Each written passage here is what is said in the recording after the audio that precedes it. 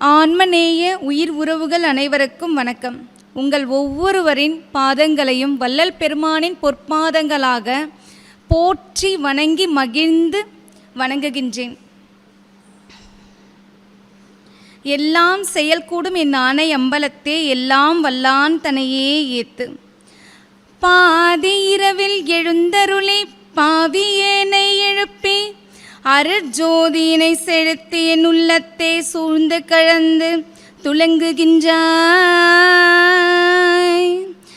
நீதி நடுநன்சை பேரின்ப நிதி நான் பெற்ற நெடும்பேற்றை ஓதி முடியாதென் போல் இவ்வுலகம் பெறுதல் வேண்டுவனே. பாதி இரவில் எழுந்தருளி பாவியேனை எழுப்பி, பாதி இரவுல இறைவன் வள்ளல் பெருமானை எழுப்பி அருட்ஜோதி செலுத்தி அவரோட ஒன்றரை கலக்கிறாரு. எப்படின்னா, சிதம்பரத்திலேருந்து நடந்தே அவரை எழுப்புறாரு. எழுப்பி அருட்ஜோதியினை செலுத்தி அவர் உள்ளத்தில் சூழ்ந்து கலந்து துலங்குகின்றார்.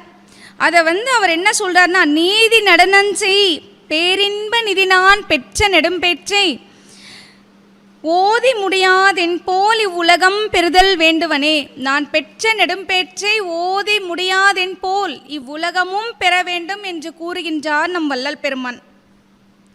வள்ளல் பெருமான் காட்டிய பாதையில் பயணிப்பதே அடியேன் பெற்ற பெரும் பேறு. இந்த பாக்கியம் எப்படி கிடைத்தது என்றே தெரியாது.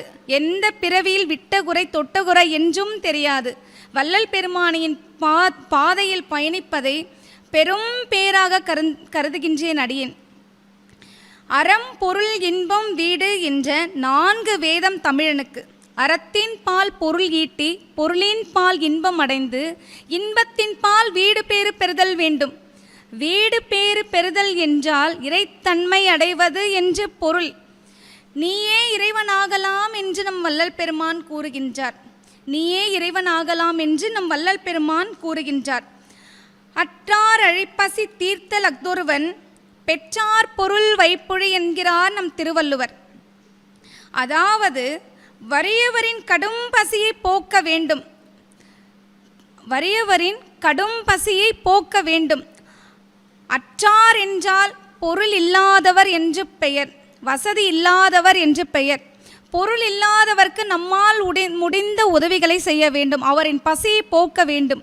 அவரின் பசியை போக்கும் காரியமானது வைப்புழி என்றால் பீரோ, அதாவது சேர்த்து வைக்கும் இடம் என்று பொருள். இறைவனால் பீரோவில் பூட்டி வைக்கப்படும். அற்றார் அழிப்பசி தீர்த்தல் அஃதொருவன் பெற்றான் பொருள் வைப்புழி. அற்றார் என்றால் வசதியே இல்லாதவர் என்று பொருள். அவர்களின் பசியை போக்க வேண்டும். அதுதான் பொருள் வைத்திருப்பவர்களுக்கு சிறப்பான செயல். இன்னும் விளக்கமாக கூற வேண்டும் என்றால், பசித்தோர்க்கு அளிக்கப்படும் உணவு அளித்த நபரின் புண்ணிய பலன் பீரோவில் பூட்டி வைக்கப்படும். பீரோவில் பூட்டி வைக்கப்படும். யாரால் பூட்டி வைக்கப்படும்? இறைவனால் பூட்டி வைக்கப்படும். வைப்புழி என்றால் சேமிக்கும் இடம் என்று பொருள். அந்த வைப்புழி உணவளித்த நபருக்காக காத்திருக்குமாம். அதாவது புண்ணிய பலன் உணவளித்த நபருக்காக காத்திருக்குமாம். மீண்டும் இறைவனே நினைத்தாலும் அந்த பீரோவை திறக்க முடியாது.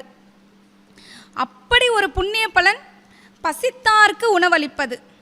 நம் வள்ளல் பெருமான் கூறுவது என்னவென்றால், ஜீவகாருண்யமே மோட்ச வீட்டின் திறவுகோல் என்கின்றார். ஜீவகாருண்யமே மோட்ச வீட்டின் திறவுகோல் என்று நம் வள்ளல் பெருமான் எடுத்துரைக்கின்றார்.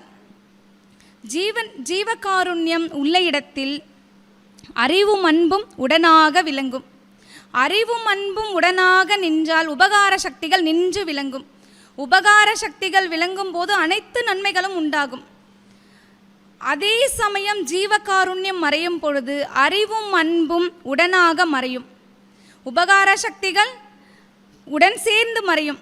உபகார சக்திகள் மறைவதனால் எல்லாவித தீமைகளும் உண்டாகும்.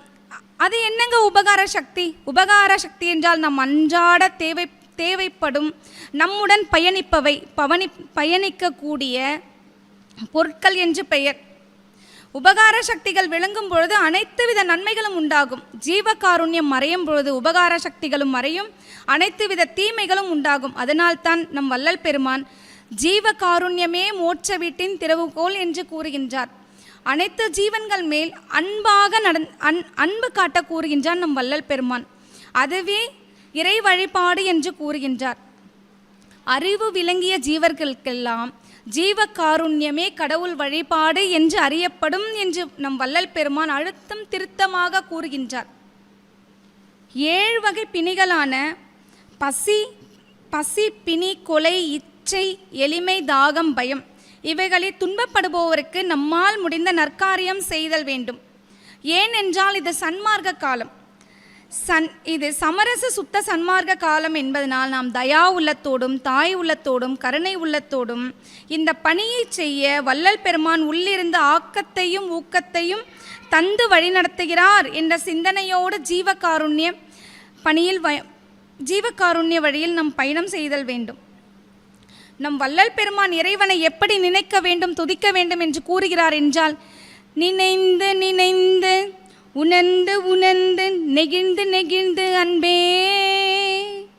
நிறைந்து நிறைந்து ஊற்றெழும் கண்ணீரதனால் உடம்பு நனைந்து நனைந்து அருளமுதே நன்னிதியே ஞான நடத்தரசே என் உரிமை நாயகனே என்று வனைந்து வனைந்தேத்துதும் நாம் வம்மீன் உலகியலேன் மரணமிலா பெருவாழ்வில் வாழ்ந்திடலாம் கண்டேன் புனைந்துரையேன் பொய்ப்புகழேன் சத்தியம் சொல்கின்றேன் பொற்சபையில் சிற்சபையில் புகுந்தருணம் இதுவே என் ஜீவனை எப்படி நினைக்க உணர வேண்டும் என்று வள்ளல் பெருமான் கூறுகின்றார்.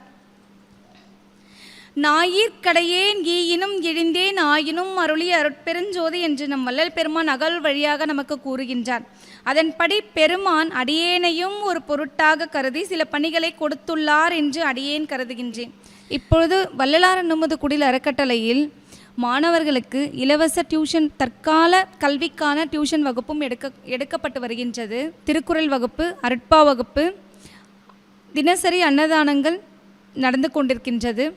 மேலும் சபையை விரிவாக்கம் செய்யும் பணியும் நடந்து கொண்டுள்ளது. வள்ளலார் நமது குடில் வேலூர் மாவட்டம் குடியாத்தம் பகுதியில் கல்லூர் பகுதியில் நடைபெற்று கொண்டிருக்கின்றது.